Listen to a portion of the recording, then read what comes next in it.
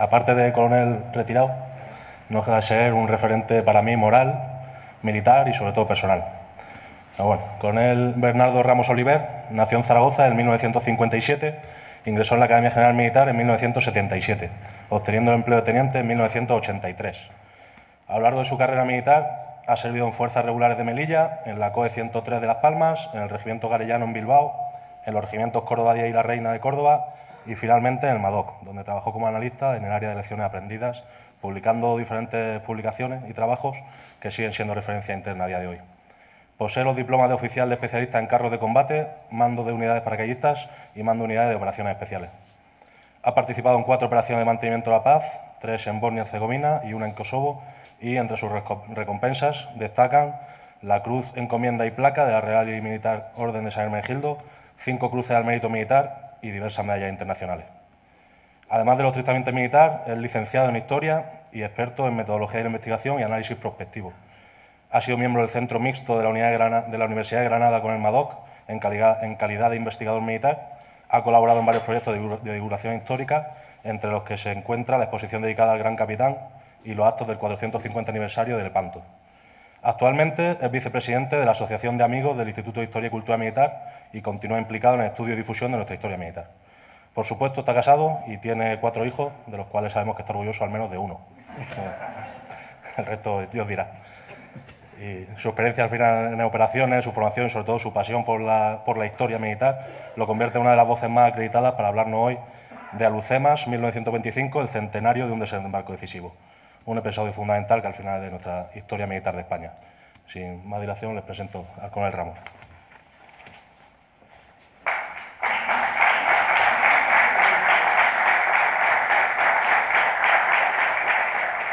Pues muchas gracias a uno de mis orgullos, de mis 4 orgullos, 5 contando a mi mujer, de mi familia.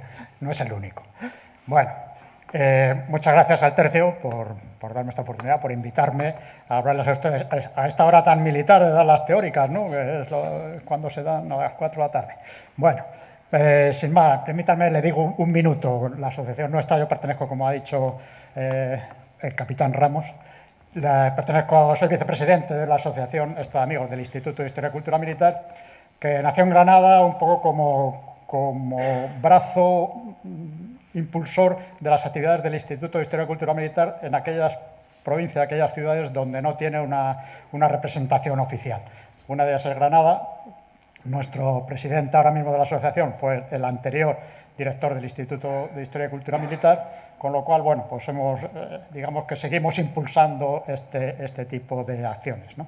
Somos, por supuesto, una asociación sin ánimo de lucro, apolítica y todas esas cosas. Bueno, sin más, empezamos ya con el tema. Este año, en 2025, pues se conmemora el centenario del desembarco de Alucemas. Como digo ahí, fue un desembarco decisivo y ahora veremos por qué.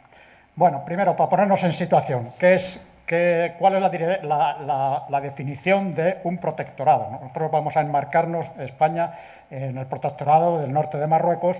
Según la definición de la Real Academia, esta es la definición de protectorado.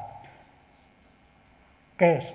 Mediante un tratado internacional, que se cumple en nuestro caso, se cumplía el control, especialmente lo relativo a exterior, defensa y orden público, en un territorio que ya dispone de una entidad política y de sus propias autoridades. O sea que España estaba en Marruecos para ayudar al sultán de Marruecos a pacificar las zonas rebeldes que eran hostiles hacia su mandato. Bueno, este es el territorio hispano-francés. Como vemos, los franceses se quedaron con la mejor parte y a los españoles pues, nos dejaron un pequeño reducto ahí en el norte. Todo está en la zona francesa y parte de nuestro protectorado también era Cabo Jubi y luego las provincias del Sáhara y el Sáhara español, que no pertenecían al protectorado, sino que eran, digamos, colonias, aunque después se transformaron en provincias. Y bueno, luego las ciudades de Ceuta y Melilla, obviamente que esas no pertenecían al protectorado, porque eran, por pleno derecho, provincias españolas, ciudades españolas. Se firma el Tratado Hispano-Francés en 1912, como hemos visto ahí, y este es acercándonos más y su delimitación en el norte de Marruecos, ¿no? Si hacemos una imagen especular de esta zona y la trasladamos al sur de la península, pues para hacernos una idea más aproximada de su extensión. Vemos que llega desde por el este de la Almería y por el oeste hasta la provincia de Cádiz, hasta Sanlúcar de Barrameda, aproximadamente sería esa extensión. Ya más acercado. Bueno, tenemos ahí la capital del protectorado, se puso en Tetuán y se organizó en tres comandancias militares, las de Ceuta, Melilla y Larache. Bueno, ahí tenemos Alhucemas. Este va a ser el sitio, el objetivo de esta conferencia y el objetivo que tenían las fuerzas españolas en 1925. Bueno, como vemos, está más o menos, por darles una idea de las distancias que hay por mar, desde Ceuta unos 150 kilómetros, desde Melilla unos 100 kilómetros por mar, en línea recta, ¿eh? Y ya si vamos por tierra, 270 desde Ceuta, o si vamos por la costa, o 330 si vamos por el interior. De todas formas, ven ustedes que es un terreno bastante abrupto, con lo cual prácticamente las operaciones militares a tanta distancia para llegar a Alhucemas es bastante complicado. Y desde Melilla, si vamos por la costa, son 130 kilómetros, y si vamos por Drius, 160 kilómetros, que es por donde se hicieron las operaciones que ahora recordaremos. Bueno, ¿por qué es interesante Ceuta? Alhucemas, ¿por qué es importante para la pacificación de estas cabilas rebeldes? Porque ahí están las cabilas más opuestas y más combativas al régimen del sultán de Marruecos, que son sobre todo, pues tenemos ahí la de Beni Urriagel, que es a la que pertenecía Adelkrim, que a todos les sonará, y también los Bocoya, Temsamán, Benitúzin, Tafersit y Benamart. Todas esas eran las cabilas, las tribus más belicosas en contra de la presencia de España en el norte de Marruecos, que quiere decir en contra de la autoridad del sultán. Bueno, para llegar a Alhucemas, para llegar a anular todas estas cabilas rebeldes, se intentó, ya saben, en 1920 la operación terrestre. Tenemos ahí Alhucemas y desde el río Kert se lanza, digamos, del general Fernández Silvestre, toda la ofensiva o toda la ocupación del territorio hacia el oeste entre mayo de 1920 y junio de 1921. Y se llega a esta línea roja, como vemos ahí, desde Sidris, prácticamente se llega al río Amecrán. El río Amecrán viene por aquí. Y el único puesto que pasa al otro lado del Amecrán es la posición de Abarrán. Bueno, sabemos que luego, todo esto, en junio de 1920, viene la caída de la Comandancia General de Melilla. Toda la retirada de Anual, hasta Montearro y con el río Igán, nuestros héroes del regimiento Alcántara, y toda la retirada posterior, prácticamente toda la caída de la Comandancia General de Melilla, que prácticamente las tropas rebeldes, las tropas de Adelkrim, llegan prácticamente hasta Melilla. Bueno, afortunadamente viene una reacción, un impulso por parte de España, se refuerza otra vez toda la cuestión de la Comandancia de Melilla y se retoma en un año, en septiembre de 1921 a noviembre del 22, se retoma otra vez todo lo que se había perdido en Anual, en la retirada de Anual. Prácticamente se llega al mismo sitio. No se llega hasta el río Amecrán, pero bueno, se llega bastante cerca.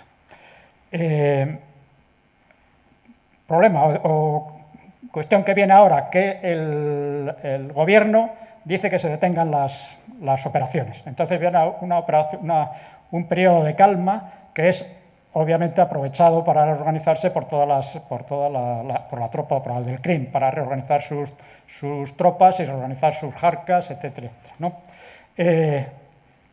Bien, en 1923 hay una acción decisiva, un hecho decisivo, que es el general Primo de Rivera asume el mando da el golpe de Estado y se forma lo que se llama el directorio militar. El directorio militar que es que él hace de presidente del gobierno, por debajo del rey, presidente del gobierno, y asume muchas funciones y nombra varios militares para hacer su gobierno, ¿no? Sus ministros. Bien. Una de las primeras decisiones que toma con respecto a Marruecos, Primo de Rivera era abandonista. Él decía que había que abandonar Marruecos porque a España solo le traía preocupaciones, muertos y gastos, y que había que abandonar. Entonces, una de las primeras decisiones que toma es la retirada, sobre todo en la parte occidental del protectorado, la retirada de Sawen. Sawen es este pueblecito que hay ahí, era donde llegaba la línea más avanzada de las tropas españolas. Por aquí llegaba. Entonces, ordena la retirada de todas las fuerzas españolas hacia la línea, la que se llamó línea Estella, que son estas líneas, todos estos puntitos rojos son los destacamentos en que se montaron, porque lo único que pretendía era, digamos, proteger y dar libertad de acción por los ejes de comunicaciones de Ceuta, Tetuán, Larache, Alcazarquivir. Era su idea, ¿no? Bueno, de tal manera que Abdelkrim en ese tiempo organiza lo que él llamó la República del Rif. Entre la parada de las tropas españolas y la retirada también de la parte occidental, él extiende todo su poder, extiende todo su dominio, toda su autoridad a toda la zona del Rif, incluso, como ven ustedes, llegando a Tetuán y próximo a Ceuta. No he dicho antes, pero bueno, la zona de Tánger estaba bajo administración internacional. Era una zona donde había ahí, digamos, delegados de varias naciones europeas, con lo cual eso era intocable tanto para los rebeldes como para las tropas españolas. Aprovecha, como digo, para reorganizar todos sus elementos bélicos, que antes eran pues jarcas más o menos procedentes. Bueno, jarca, lo digo porque si alguno está familiarizado con la terminología de aquí de Marruecos, jarca es una unidad, un grupo de combatientes, de soldados que los manda un líder. O sea, si no tiene una organización específica, no tiene un número de soldados específicos ni nada. Cada kabila, cada tribu montaba su jarca, unas veces se juntaban, otras veces se peleaban entre ellos, pero eso es una jarca, ¿no? Un número determinado de combatientes dirigidos por un líder. Bueno, pues él reorganiza todas estas jarcas y ya empieza a montar un ejército convencional a la manera occidental. Entre otras cosas, con todo el armamento que ha capturado a los españoles en la retirada anual, armamento que comprende también cañones, artillería. Vienen de la Primera Guerra Mundial, que ha terminado en Europa. Él coge mercenarios alemanes, mercenarios franceses, desertores españoles, que van a ser los instructores de toda esa tropa de ese ejército que le está montando. O sea que ya coge una fuerza considerable. Y además se le paga por la liberación de los prisioneros españoles del desastre anual, que él los tenía en Asdir.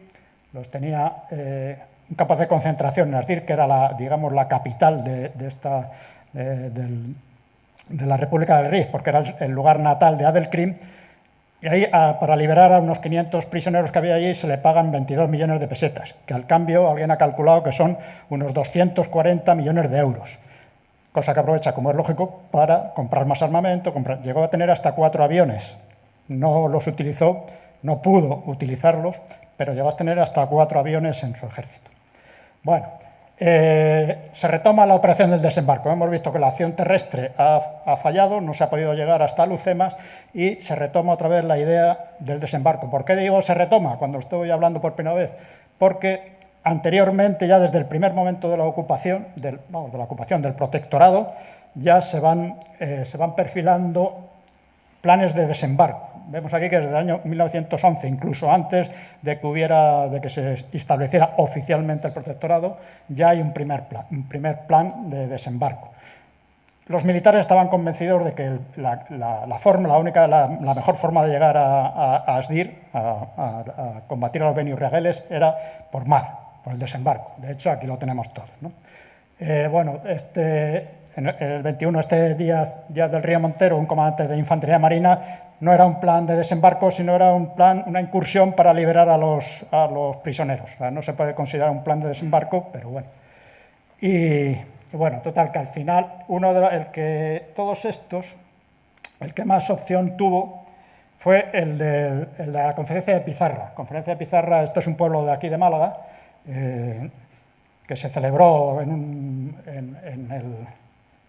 el Palacio de los Condes de Puerto Hermoso, que son estos señores que aparecen aquí. Bueno, aquí está prácticamente todo el gobierno de aquella época, ¿no? Tenemos a Antonio Maura y, bueno, este es el general Berenguer, que era el alto comisario entonces, y, bueno, todos los ministros de la guerra, de la marina, etcétera, etcétera. Como ven ustedes, el secreto de las operaciones era bastante flojo, cosa que va a aprovechar Adelcrim, claro. Bueno, y todas estas paradas, y ahora que sí, que no, vean ustedes cuál es el panorama político que había en aquellos años, desde 1912, solo he cogido la época del protectorado, ¿no? Vamos, del protectorado, desde el inicio hasta el desembarco en 1925. Fíjense ustedes todos los cambios que había de presidentes. El presidente del Consejo de Ministros, que es ahora, digamos, el presidente del gobierno ahora mismo, ¿no? Y a la vez de ministros de la guerra, con lo cual la política en el norte de Marruecos era bastante errática. Los que están en verde son conservadores, perdón, los que están en naranja son conservadores, los que están en verde son liberales, o sea que además la pelea entre partidos, etcétera, etcétera. Bueno, por contra, bueno, altos comisarios, como vemos ahí, pues también lo mismo, desde el primero, que fue el general Alfau, hasta Izpuru, que, bueno, ahí he parado porque es el que llegó en 1923. Estos dos eran civiles, tanto Villanueva como Silvela eran civiles. Como ven ustedes, no tenían mucho interés en llegar en ser altos comisarios de Marruecos. Duraron poquito. Bueno, incluso hay que decir que Eduardo Dato murió asesinado. El presidente del Consejo de Ministros murió asesinado. O sea que toda esta inestabilidad política en España se nota también en las acciones del protectorado. Por contra, les he puesto aquí un poquito en Francia, en todo ese tiempo hubo 4, en realidad 3, porque este de Chanel duró varios meses porque estaba como una regadera, al final lo tuvieron que echar. Hubo 3, y el residente general fue el mismo, salvo unos meses, aquí entre 16 y 17, pero vamos, 4 o 5 meses fue el mismo, el mariscal Liottei, que era el residente general. Para nosotros el cambio es el alto comisario. O sea que vemos la diferente visión o la diferente potencial que tenía una nación y otra. Bueno, vamos a plantarnos ya en 1925, que son los hechos que vamos a contarnos, que nos vamos a centrar, ¿no? Como fecha significativa le he puesto aquí que en enero cae el Raisuni. El Raisuni es lo que es Adelcrim en el Rif. El Raisuni era en la parte oeste, en la zona de Tetuán, Ceuta y Larache. Era el mandamás de las fuerzas hostiles en la zona esta. Cae el Raisuni, pero no cae en manos de los españoles, sino que es Adelcrim el que lo captura, o sea, con lo cual se hace también dueño de toda esa zona. En marzo, las tropas españolas, al mando del coronel Franco, desembarcan en Alcázar-Seguer. Se toma Alcázar-Seguer, se hace un desembarco que va a servir como ensayo para Alucemas y del que se van a extraer diferentes lecciones aprendidas que se van a tener en cuenta para reorganizar o para organizar el desembarco mayor. En abril tiene ocasión el desastre francés del Guarga. El Guarga es el límite entre el protectorado español y el protectorado francés, que ahí en ese toma de poder de Adelcrim se crece con su ejército poderoso que está haciendo y ataca a los franceses de norte a sur, y ocasionándole prácticamente, hay mucha controversia y ya los franceses además se encargan de que no nos enteremos, porque para sí suena más el anual y para ellos, que dicen que es el anual francés, está entre 5.000 y 12.000 bajas, lo que según a quien leamos tienen también y capturan y caen unos 65 puestos franceses de toda esa zona. Están en el río Guarga, límite en la zona oeste entre el protectorado español y el protectorado francés. Bueno, y ya en junio es relevado Liottei, que hemos visto antes. Liottei era bastante, menospreciaba bastante a España. O sea, no los tenía en cuenta y no quería saber con España nada. Sin embargo, es relevado como jefe de las fuerzas del protectorado francés por el mariscal Pétain. Y el mariscal Pétain sí que es favorable a un entendimiento con España, porque sabía que aquello no tenía otra solución más que se entendieran España y Francia, ¿no?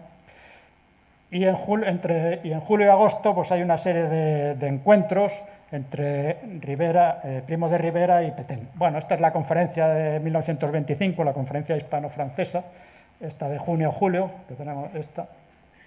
Esta es una foto. Bueno, este es Gómez Jordana, el alto comisario, comandante general de Melilla en esa época, ¿no? Bueno, hay pues, oficiales franceses por aquí, en fin, están planeando ya el posible desembarco, ¿no? Bien, bueno, esto es una foto curiosa del mariscal Pétain, que hace escala aquí en Málaga, y el general Primo de Rivera pues, le está esperando y habla un rato con él, aunque digamos, los encuentros oficiales tienen lugar en Ceuta y en Tetuán en el mes de julio y agosto. Aquí los tenemos ya más guapos, sobre todo Pétain, ¿no? Bueno, entonces ya se ha decidido, con todas estas cosas, ya Pétain y Primo de Rivera se han puesto de acuerdo, la conferencia esa hispano-francesa, y ya se ha decidido realizar el desembarco, o sea, realizar una operación conjunto combinada en una costa hostil. Conjunto, porque es de varios ejércitos, en este caso los tres, tierra, no ejército del aire porque no existía, pero sí aviones y barcos, ¿no? Y combinada porque interviene más de un país. Esta es digamos, la jerga militar para estas cosas. Bueno, ¿qué objetivo estratégico se marca para realizar este desembarco, ¿no? Pues es este. Instalados en tierra, una vez que llegue la fuerza a tierra, que se desembarque, y lograda la derrota a los urriagueles, los urriagueles hemos dicho que era la kabila más belicosa, la de Adelkrim. Priorizar la acción política. He subrayado eso porque tendrá su importancia, luego lo veremos al final, bueno, casi al final de la charla. Sobre la de las armas, priorizar la acción política sobre la de las armas para someter a las kabilas rebeldes. Bueno, y el objetivo operacional, pues es ocupar una base de desembarco de aproximadamente donde quepan 20.000 hombres y, bueno, llegar desde la playa de Cebadilla hasta son nombres que ahora mismo no nos dicen nada, pero ya lo iremos viendo. Son los objetivos que se van a alcanzar con el desembarco. O sea, no hay más historia. Bueno, para esto, para realizar un desembarco, pues se necesita muchísima preparación que se hizo francamente bien por parte de los Estados Mayores españoles, ¿no? Por toda la preparación que hubo. Bueno, sobre todo las lecciones aprendidas del desembarco de Galípoli. En Galípoli, en la Primera Guerra Mundial, se intentó un desembarco combinado por fuerzas inglesas, francesas, neozelandesas, argelinas y varias más, sobre la costa de Turquía, que aquello fue un auténtico fracaso y con creo que recordar que eran 200 y pico mil muertos, 200 y pico mil bajas. Y se tuvieron que retirar sin haber conquistado nada, ¿no? Bueno, pues de eso se aprende también, como decía antes, del desembarco en Alcázar-Seguer. Ausencia de factor sorpresa. Todo esto, como hemos visto antes, las fotos y todo esto se iba contando en los periódicos españoles como si tal cosa, ¿no? Las preparaciones de los desembarcos, los tratados con Francia, en fin. O sea, que Adelkrim cogía el periódico, lo leía y sabía lo que íbamos a hacer, ¿no? Bueno, hubo que hacer un plan de decepción, que luego veremos. No había planos del territorio porque no se conocían, era un ambiente hostil, nadie había levantado planos de ese territorio. Luego, como cosas así un poco más curiosas, por el transporte de tropas se firmó un contrato con la compañía Transmediterránea, que era donde iban embarcadas las tropas, ¿no? No en los buques de guerra, sino en buques de transporte transmediterráneo. Bueno, y como cosas curiosas también, la alimentación se tuvo en cuenta, lógicamente, el rancho europeo y el indígena, porque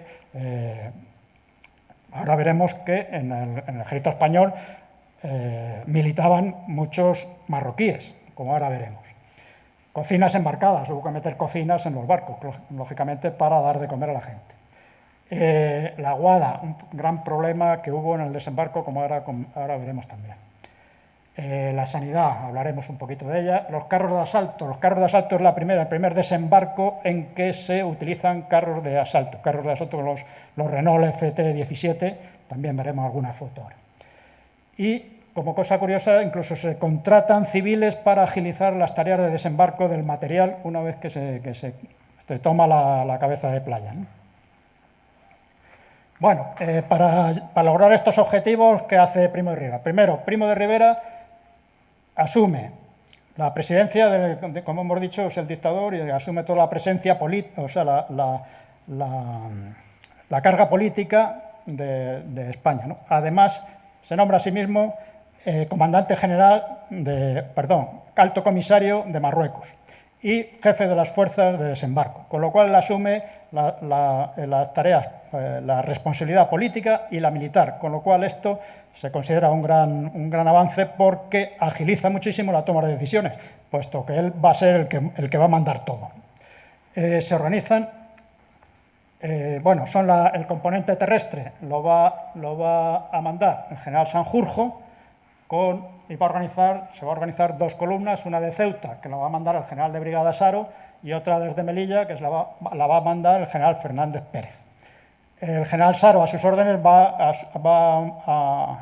a establecer tres columnas, tipo agrupación táctica, al mando cada una de ellas va a estar el coronel Franco, el coronel Martín, no tengo ninguna foto de él, y el teniente coronel Campins. No sé, este teniente coronel Campins fue jefe de estudios de la segunda época, cuando era director Franco de la Academia General Militar. Campins era el jefe de estudio, era su jefe de estudio, o sea que eran amigos conocidos y se apreciaban y confiaban unos en otros. Y por la parte del general Fernández va a organizar dos columnas, dos agrupaciones que van a ser mandadas por el coronel Godet y por el coronel Vera. Bueno, la brigada de Ceuta, mandada por el general Saro. Vamos a ver algunas diferencias para que ustedes luego, si quieren, pues las piensan en su casa a ver por qué estas cosas, ¿no? Como vemos, el general Saro se guarda como reserva o sus órdenes inmediatas, pues una unidad de transmisiones, un batallón de infantería, unas secciones de alumbrado y aguada, sanidad, un hospital de campaña, una sección de sanidad, abastecimiento, almacenes y tal. Bueno, y organiza las tres columnas que hemos visto. Como curiosidad, los dos coroneles más prestigiosos del ejército en el año 1925 eran Franco y Godet, los que van a asumir las acciones principales de todo el combate. Y como vemos, el esfuerzo principal. Al coronel Franco se le dan 4.500 hombres, mientras el coronel Martín tiene 2.800 y el teniente coronel Campins, que va a ser la tercera columna de reserva, 2.000 hombres. Cosa curiosa, bueno, tenemos aquí participa la bandera sexta y séptima. Pongo sexta y séptima con números arábigos porque entonces, en aquella época, no se utilizaban los romanos, se utilizaban sexta y séptima así, por eso lo he puesto. Bueno, hay que decir también el Regimiento África toda esta gente de los servicios y de los cazadores de África, todos estos eran gente de reemplazo. Gente de reemplazo, que no todos eran gente profesional, muchísimo más de la mitad eran gente de reemplazo, la cual hay que reconocerle a la tropa española y a su abnegación, su valor y su heroísmo, que también lo tuvieron. Bueno, como cosa curiosa, aquí llevaba Franco en su agrupación, llevaba una compañía, 11 carros de combate, 11 carros de asalto y bueno, ya lo demás ya lo conocen ustedes, todos los signos convencionales. Bueno, el general Fernández, como ven ustedes, no se reserva a su mando nada, ¿eh?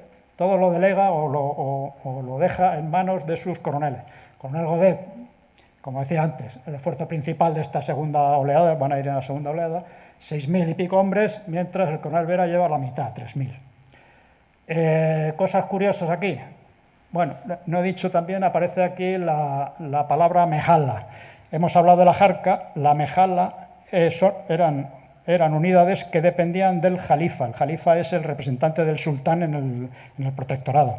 Las mejallas eran ejército marroquí, era el ejército oficial marroquí que combatía con España. O sea, quiero decir que no estábamos allí, vuelvo a repetir, como ejército de ocupación y en contra de Marruecos y todas esas cosas. Al revés, estamos favoreciendo el poder del sultán de Marruecos. Y de hecho, él participa con sus unidades, con sus mejallas, que son estas, la mejalla de Melilla.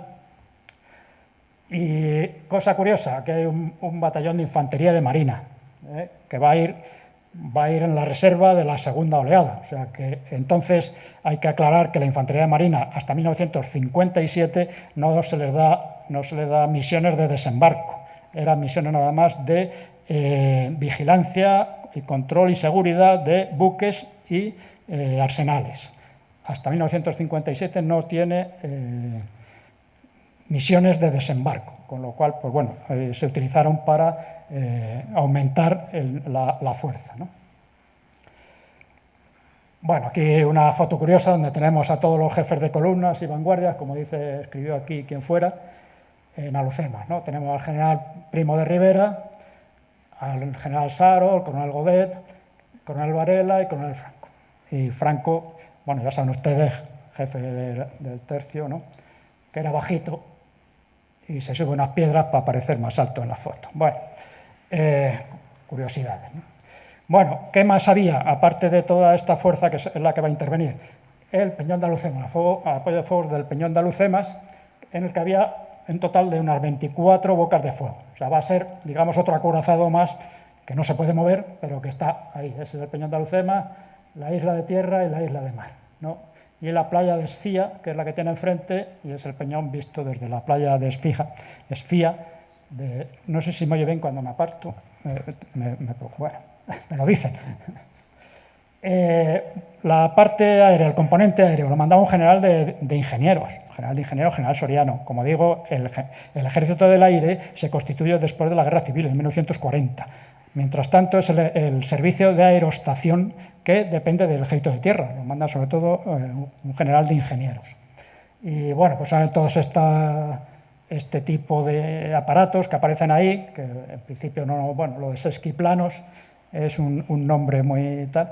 Son los que llevan los biplanos, los que llevan dos parejas de alas, en que la superior, la de arriba, es más larga que la de la inferior. Eso se llaman los esquiplanos. Bueno, total, intervinieron 162 aparatos. Comunidades afectadas, la unidad de aerostación con globos cautivos, etcétera, una sección de caza y 18 hidroaviones de la aviación naval, que ahora veremos también. Bueno, y en cuanto a la Armada, ¿cuál es su despliegue, sus efectivos que intervinieron? Pues bueno, eran dos escuadras, una escuadra de instrucción, el vicealmirante Joliffe, que era el que mandaba todo, va en la escuadra de instrucción, dos acorazados, dos cruceros, en fin. Y las fuerzas navales del norte de África, con el contraalmirante Guerra, y la flota de transporte, que la mandaba el capitán de fragata Díaz, que son todos estos buques de Transmediterránea. 29 buques, de los cuales estos 3, Villarreal, Barceló y Andalucía, estaban acondicionados como buques hospital. Y tenemos aquí las 26 barcazas K, que son, ahora las veremos, que son donde se va a realizar, donde va a ser el transporte final de las tropas hacia la playa, ¿no?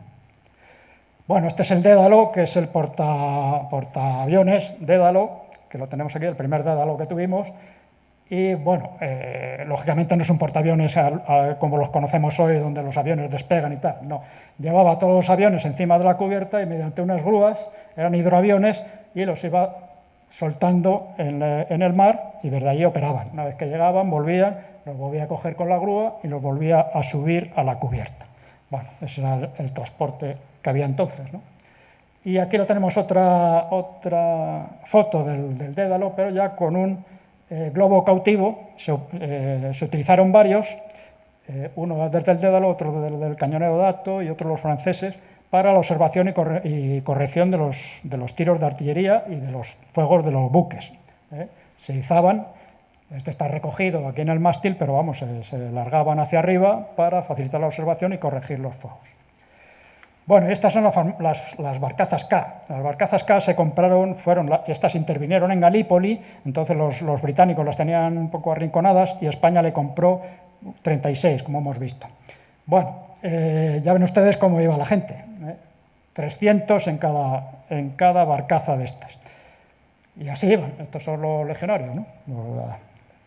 Y, bueno, vean ustedes, luego lo veremos también, cómo desembarcaban, porque ahora lo contaremos.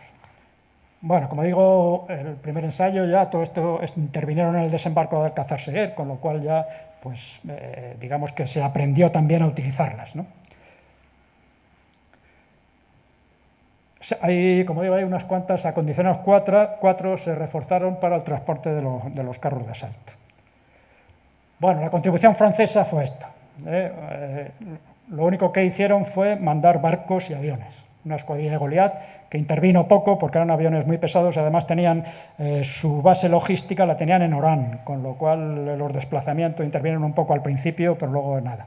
Entonces, prácticamente la labor que tuvieron los franceses fue la escolta de los barcos desde Melilla hasta la zona de Alhucemas y después pues, contribuir con sus fuegos a las acciones de desembarco y las acciones posteriores. Bueno, la sanidad, importantísima la sanidad en Alhucemas, porque bueno, se consideró obviamente que era un refuerzo para la moral de la tropa, ¿no? Y se le encargó esta actividad, esta organización al entonces comandante Mariano Gómez Ulla, el que hoy ha dado nombre al Hospital Central de la Defensa, donde alguien va a ir destinado en breve, alguien de la sala. Bien, como vemos, fue un adelantado también porque fue, digamos, el primero que utilizó los hospitales de campaña en primera línea. Con cada brigada de desembarco él montó un hospital de montaña a lomo, claro, lógicamente. Tenía que ir con mulos y con todas estas cosas, ¿no? Que era la forma que había, no había ambulancias mecánicas, no había automóviles a ambulancias todavía. Bueno, 3 buques hospital con 330 camas 4 barcazas adaptadas, 2 para la columna de Franco y otras 2 para del coronel Martín. Y luego el servicio aeronáutico también había el servicio de evacuación hacia los hospitales de Cádiz, Sevilla, etc. O de Melilla o de Ceuta, con estos aparatos. Que estos eran de la Cruz Roja, no eran militares, pero digamos, se agregaron o se alquilaron, por decirlo de alguna manera, a la Cruz Roja, 2 Junker. Esto era el hospital de campaña, uno de los hospitales de campaña. Como ven, un montón de tiendas, etc. Bueno, y aquí hay que decir, voy a hacer un pequeño homenaje a nuestras mujeres, a las mujeres españolas que parece que han empezado a servir en el ejército desde hace unos días. No, las mujeres españolas llevan sirviendo en los ejércitos desde hace muchísimos años. Bueno, y entre otras, aquí tenemos a la duquesa de la Victoria, María del Carmen Angolotti, duquesa de la Victoria, que era la jefa, la jefe operativa de la Cruz Roja Española. La presidenta era la reina, pero esta es la jefa operativa. Esta mujer embarcó en uno de los barcos y fue de las primeras, en el Barceló, iba embarcada ella, iba coordinando toda la acción de las acciones de enfermería y fue una de las primeras en desembarcar en Alhucemas, o sea que estaba ahí presente, ¿no? Esta no intervino en Alhucemas, pero la traigo para honrarla, ¿no? Esta es María Elvira, ¿te acuerdas? María Elvira, bueno, es que se me ha olvidado el apellido. María Elvira López Mourín. María Elvira López Mourín. Esta fue una mujer prácticamente analfabeta hasta los 16 o 17 años, pero después ella se fue a Madrid, estudió enfermería, se metió en la Cruz Roja y aunque no intervino en Alhucemas, pero sí intervino unos años antes en una evacuación desde Ticiaza, donde murió el teniente coronel Valenzuela. En una de esas operaciones, las mujeres tenían prohibido los vuelos en aviones militares. Y esta mujer se empeñó. Ella dijo que quería ir a acompañar a los heridos y que para eso había ido a la guerra, para acompañar a los heridos, que era enfermera y su obligación era, la primera obligación, atender a los heridos. Se empeñó tanto que al final la dejaron subir y realizó la primera evacuación por una mujer de la historia que hizo esa evacuación de heridos en un avión.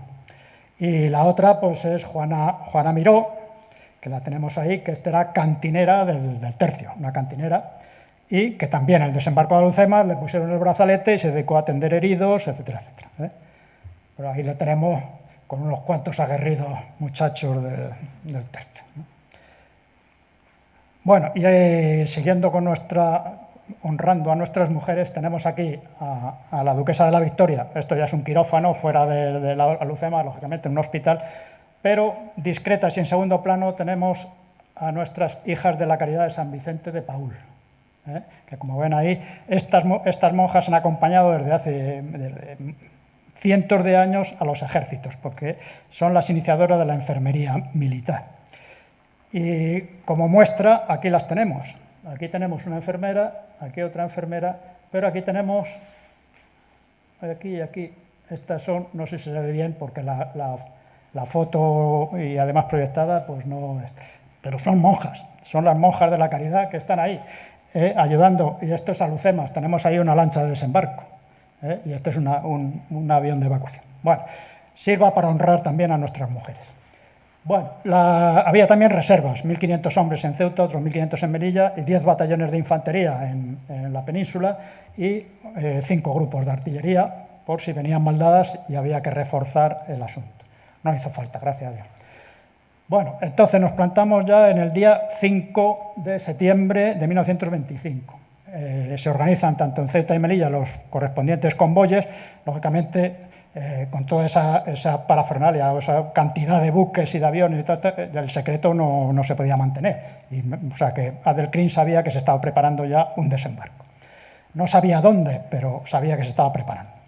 El día 6, sale el convoy de Ceuta para en Río Martín para recoger a más combatientes, los que no estaban en Ceuta, estaban en Tetuán, las jarcas, un par de jarcas, y ahí monta también el general Primo de Rivera, que va a estar presente en la acción, durante toda la acción va a estar embarcado en el vapor, el Alfonso XIII y en el Eduardo Dato. Bueno, al día siguiente, pues ya se hace los amagos de desembarco tanto en Sidi Idris, por la parte este, o en Wadlau, en la parte oeste. Hay unas acciones de decepción donde aquí ya incluso se trasvasa a la gente, a la tropa, a las unidades, con sus mandos, ya se le trasvasa a las lanchas de desembarco y se amaga mediante fuegos de aviación y fuegos navales para simular un desembarco,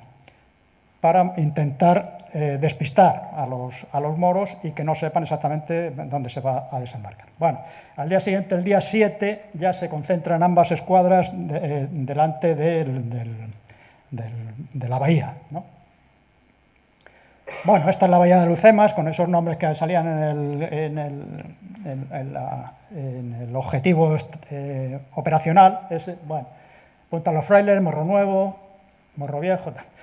Como digo, Adelcrin sabía que se estaba preparando el desembarco, lógicamente, y además todo ese movimiento de tropas por la costa que él dominaba, pues lo conocía perfectamente, pero no sabía dónde. La capital, Asdir, la forma más fácil de desembarcar y llegar a la capital y someter a los surriagueles, pues era por la playa Asfía, está claro, teniendo aquí además el Peñón de Alhucemas de apoyo. Pero ¿qué pasa? Que en los reconocimientos previos se ve que Adelcrin había fortificado toda la playa, había hecho trincheras, etcétera, había desplegado tropas, cada banderita de esas es aproximadamente un batallón, no llega a 400 hombres, con un par de piezas de artillería y alguna ametralladora. Esto, por supuesto, varias baterías puestas ahí, baterías que se montaron como baterías de costa. Eran cañones normales, pero se montaron para disparar a los barcos. Vamos. Y también en esos triángulos eran otros destacamentos, ya menos numerosos, unos 150, 200 hombres con una ametralladora, también para, lógicamente, esta zona es mucho más difícil de desembarco, se veían sobre todo un poco como seguridad de estos y de vigilancia. Bueno, también había minado la playa de la Cebadilla, la había minado, cosa que desconocían las fuerzas españolas. En los reconocimientos aéreos se ve todo esto y entonces se decide desembarcar aquí, en Cebadilla. Bueno, esta es una foto aérea de donde estamos, la playa de Cebadilla, Morro Nuevo, Morro Viejo y el Monte Malmusi, que ahora veremos también, el Peñón de Alucemas. Bueno, llegamos al día 8. Hay que decir que desde el día 7 al día 8 estaba previsto desembarcar el día 7 en la madrugada del día 7. Sin embargo, se desata un pequeño temporal que disgrega todas las embarcaciones o toda la lancha de desembarco. Hay que decir que desde esos amagos de desembarco en Guadlau y en Sidris no han vuelto a reembarcar la tropa a los barcos. Siguen los 300 hombres metidos en sus lanchas y van a estar ahí durante 40 horas. Imagínense ustedes, 40 horas dan para mucho, entre otras cosas para que se muevan los estómagos y esas cosas. Comen una vez, desde que un rancho en caliente llevaban. Bueno, entonces se organiza para el día 8, una vez que se reorganiza otra vez todas las unidades de desembarco después de ese temporal, y se empieza pero a las 12 de la mañana, o sea que ya una hora un tanto esdrújula, y 11:30. Y entonces se inicia el desembarco, pero las corrientes se van llevando a esas lanchas de desembarco, a las K, se las va llevando hacia la playa de Isdaín. Cosa providencial, por otra parte, gracias a Dios, porque, como digo, desconocían que todo esto estaba minado, con lo cual, digamos que la providencia se apiadó de nuestros hombres y los mandó donde no había mucho problema. Bueno, se inicia el desembarco en la playa de Isdaín y ahí tienen ustedes una foto de, ¿se acuerdan del el soldado con el agua al cuello que teníamos ahí? Pues bien, por falta de reconocimiento y por falta de conocimientos de los fondos de las playas, las lanchas se quedan varadas a unos 50 metros de la costa, con lo cual hay una situación ahí que está a punto de dar al traste a la operación de desembarco, lógicamente. Se quedan ahí a 50 metros bajo fuego enemigo, porque estaban por aquí. Pero bueno, gracias al liderazgo y a la decisión del coronel Franco, que le dice a su corneta que toque ataque o que toque el toque legionario. Legionarios a luchar, legionarios a morir, saltan al agua y van decididamente hacia la playa. Bueno, esta es otra vista de la playa de Isdaín. Como ven, nada que ver con las playas de Normandía, esas de las fotos así llanitas que desembarcan, todo y tal. Sino que después de pegarse 50 metros con el agua al cuello, tienen que subir una cuesta de narices. Bueno, pues esta primera operación, este primer desembarco, la lleva a cabo, el esfuerzo lo lleva la 6ª y 7ª bandera, bajo mando del coronel Franco, y bueno, van a irse directamente a anular las baterías que había en Morro Nuevo y en la Punta de los Frailes. Con lo cual, el día 9, esta acción es rapidísima. En media hora han desembarcado y han tomado las 3 baterías que había ahí, y se dedican a limpiar también todas las 2 baterías y se dedican a limpiar las minas que había en Cebadilla para favorecer posteriormente el desembarco de las siguientes tropas, ¿no? Bueno, esta es unas fotos que sacan la prensa de esos días. Como vemos, bueno, esta es una de las baterías que se ve ahí un cañón, como vemos, un cañón de campaña, pero que apuntando hacia los barcos, ¿no? La casamata y tal, aquí están entrando. Y como cosa curiosa, pues tenemos aquí esta vaca desembarcando porque no había barcos congeladores, ni barcos nevera, ni tal y cual. Había que llevar la comida en vivo. Había que llevar la comida, se desembarcaba y ya el matarife, los carniceros y tal y cual, pues se dedicaban, y los cocineros a prepararla para darla de comer. O sea que como ven no era fácil la cosa. Bueno, problema del agua. El agua se sabía, o eso sí se conocía, que había problemas de agua, con lo cual no se desembarca el ganado.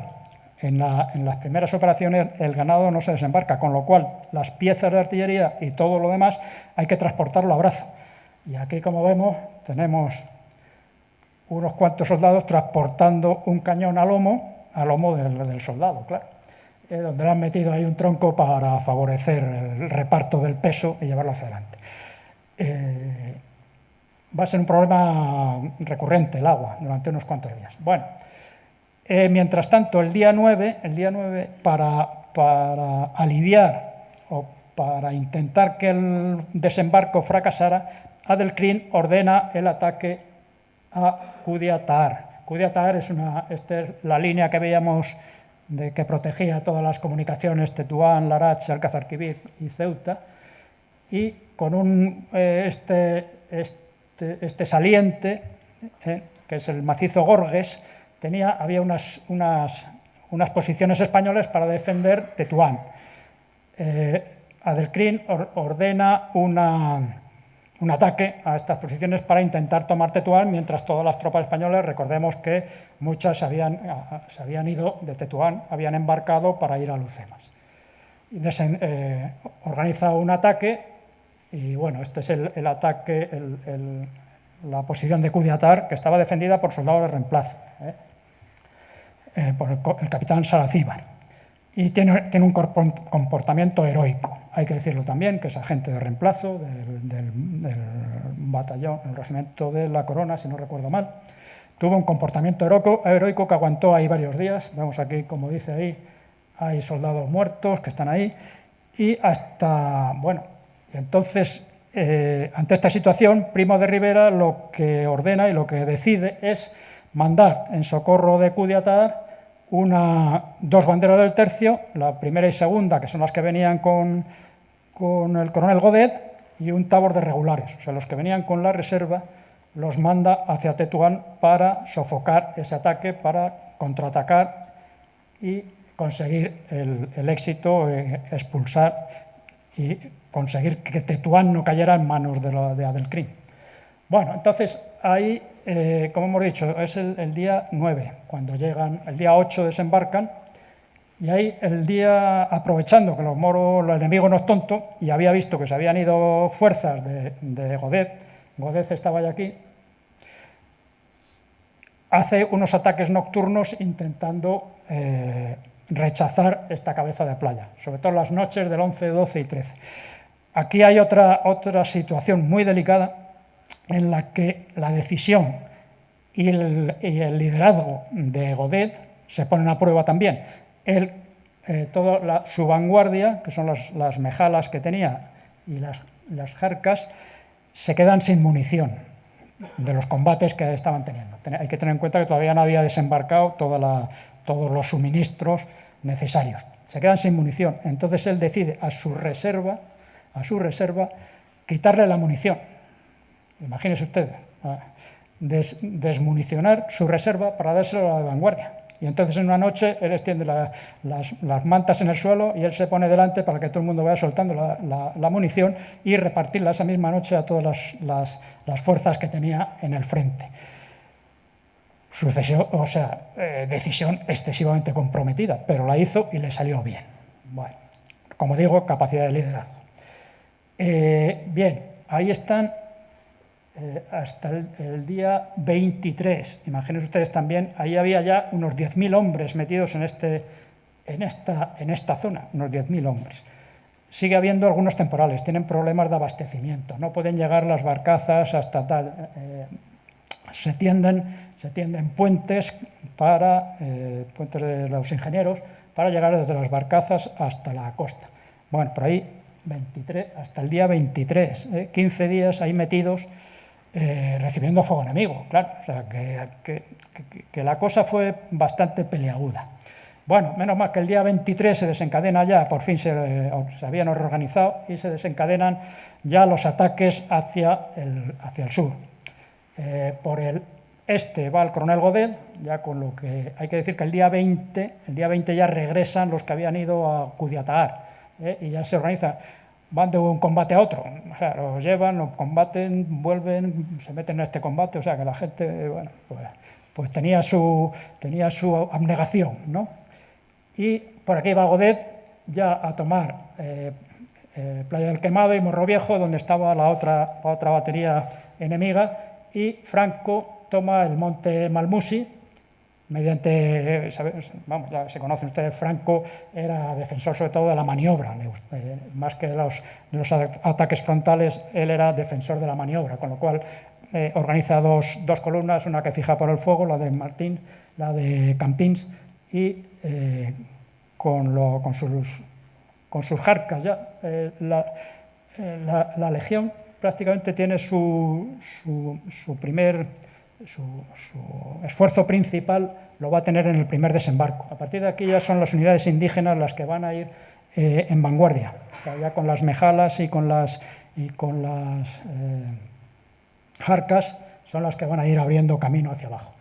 Bueno, llegan, como digo, el día 23, ya toman toda esta zona y llegan, utilizan ya como barrera principal de defensa, pues este río que es el Tisdirt. Bueno, este río, un barranco seco, pero bueno, que le llaman río, ¿no? El río Tisdirt, que va por aquí, ¿no? Bueno, el día 23 otra vez vuelven problemas de suministro. Hasta ahora tampoco han encontrado agua. Se van haciendo prospecciones y tal, pero no se encuentra agua. Toda el agua tiene que llegar a base de mangueras, barriles, desde los barcos aljibes, y se les va dotando como se puede de agua, pero vamos, que lo pasan fatal. Bueno, este es el carro FT-17 en Alucemas. Estos carros fueron en la primera acción esta que hemos visto entre las columnas de Godet y la de Franco, fueron en el centro. Llevaban ametralladoras, los carros, su armamento principal era una ametralladora, no llevaban cañones. Entonces iban cubriendo ese intervalo entre las dos columnas. Hay que decir que, bueno, es la única acción en que intervinieron, porque resulta que el mando que llevaba esta compañía no debía ser muy querido por su gente.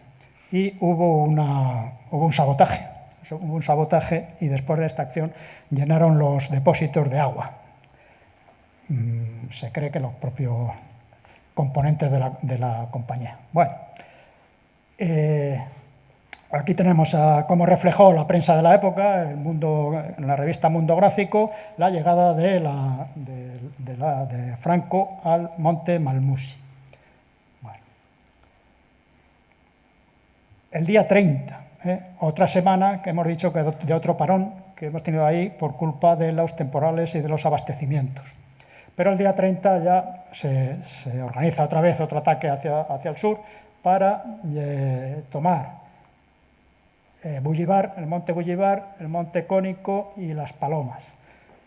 Por aquí lo mismo, va Godet por el este y Franco por el oeste. Como vemos también, una que fija por el fuego y otra que envuelve y ataca. De todas formas, Godet, cuando llega ahí, apoya la acción de Franco porque, aunque su misión principal era llegar a Bullivar, pero él apoya también a las tropas de Franco para tomar el monte Las Palomas. Bueno, y aquí se llega ya hasta el río Isli. El río Isli, afortunadamente, aquí ya encuentran agua, ya se puede favorecer la aguada y ya se rebaja la tensión, ¿no? Y ya el día 1 prácticamente ya se llega hasta las proximidades de Asdir, que, como decíamos, es la capital de los Beni Ruegales y donde tenía la residencia del Crim. Se llega ya el día 1 de octubre. Hay un ataque a este es el monte Amecrán. En el monte Amecrán había una profecía de los rifeños, en que decía que si algún infiel, los pies de los infieles llegaban a pisar el monte Amecrán, estarían 30 años bajo su dominio. Y por eso desencadenaron un contraataque al monte Amecrán, pero que no tuvo éxito y fueron rechazados. Hay que decir que el protectorado español acabó en 1956, con lo cual prácticamente se equivocó la profecía por un año, por 31, o sea, fueron 31 años cuando los infieles desde que tomaron Amecrán. Bueno, y ya el día 1 prácticamente se llega ya hasta el río Guix, y ahí se paran las operaciones.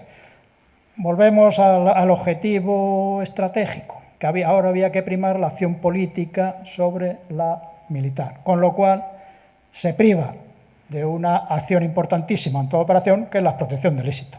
Entonces, por decisión política no hay explotación del éxito.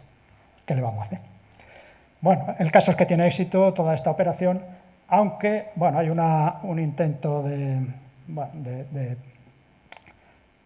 ocupar una posición aquí como flanco de protección a todo el despliegue, pero vamos, las condiciones son malísimas y se retira esa guarnición, se retira y no tiene mayor.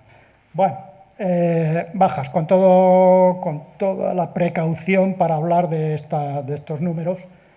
Estos son los muertos y los heridos y tal. Bueno, si leen ustedes otro documento, encontrarán otros números, etc. Son siempre números muy cambiantes y muy variables.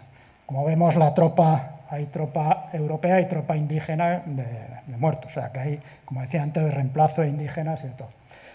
Y bueno, las recompensas, pues 13 laureadas, 28 medallas militares, 2 medallas navales y 5 navales colectivos. Bueno, no es el fin de Adelcrim. Hay que esperar, como digo, se para otra vez las operaciones, otra decisión política, se paran las operaciones porque hay que negociar con Adelcrim, que si te doy, que si te voy a hacer una república, una autonomía dentro del sultanato, en fin, empiezan todas estas negociaciones que no llegan a ningún término porque Adelcrim no quiere ni oír hablar de eso, él quiere ser independiente y tener su república.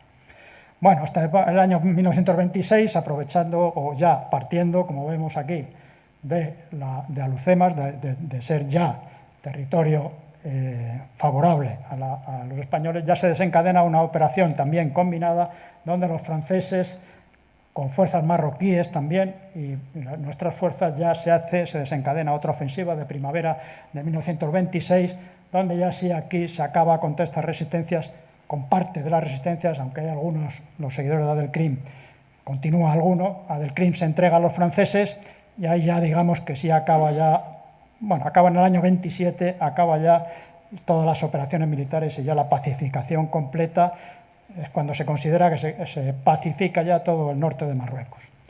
Así que podemos decir que es el centenario de un desembarco decisivo, pero podemos decir que Alhucemas fue el principio del fin de las acciones hostiles, ¿no? Pues muchas gracias, espero no haber aburrido demasiado a estas horas y que, bueno, muchas gracias.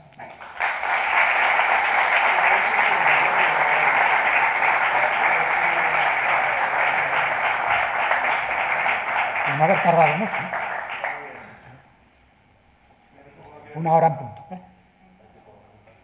Sí. Bueno, si tienen una pregunta, por supuesto.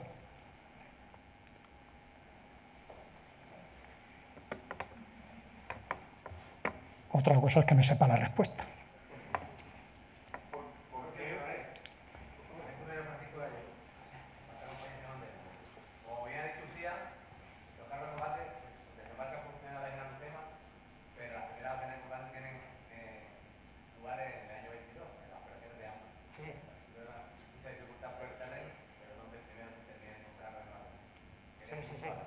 Sí, los carros, vamos, se mandan a Marruecos en el protectorado, sí, efectivamente en el año 22.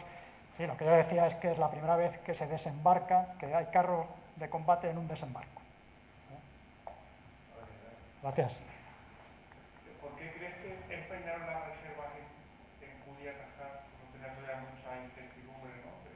porque vamos a ver, los primeros que desembarcan, la primera oleada la primera brigada de desembarco es la de Ceuta, entonces, que es la del general Saro. La del general era, digamos, la segunda oleada de desembarco, con lo cual cogen las reservas de esa segunda oleada, digamos que son las que se supone que van a intervenir las últimas y las que van a estar un poco más, van a estar más libres durante esas fechas.